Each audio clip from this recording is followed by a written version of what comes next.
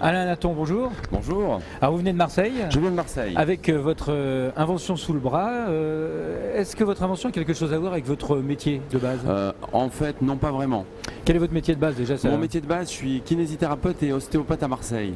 Très bien, donc ça n'a rien à voir avec. Rien à voir avec. C'est quelque chose qui est important dans la vie quotidienne? Oui, plutôt, je pense. Ça peut nous faire gagner quoi? Du temps, de l'argent? Non, de de la l'argent, sécurité? pas vraiment. Du temps, probablement. Est-ce que ça peut nous faire gagner de la sécurité? Non, mais bon.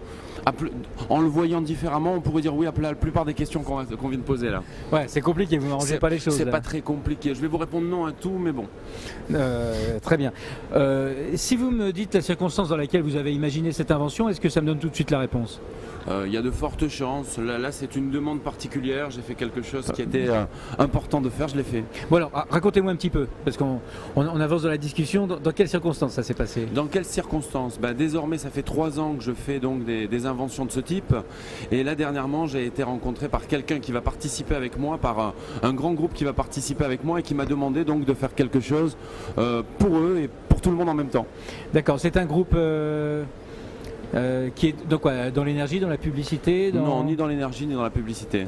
Dans quel domaine? Dans le domaine de l'éducation. Dans le domaine de l'éducation, très bien. C'est un logiciel?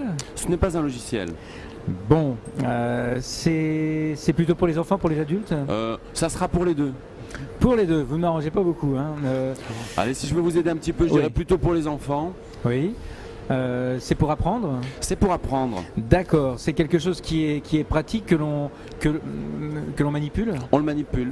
D'accord, ça permet de mieux lire par exemple?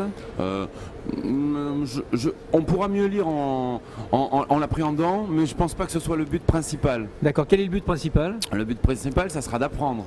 Oui. Mais d'apprendre quoi? D'apprendre quoi, oui. Vous posez votre langue au chat déjà? Non, quand même pas. J'approche quand même. C'est déjà la langue au chat que vous demandez? J'approche.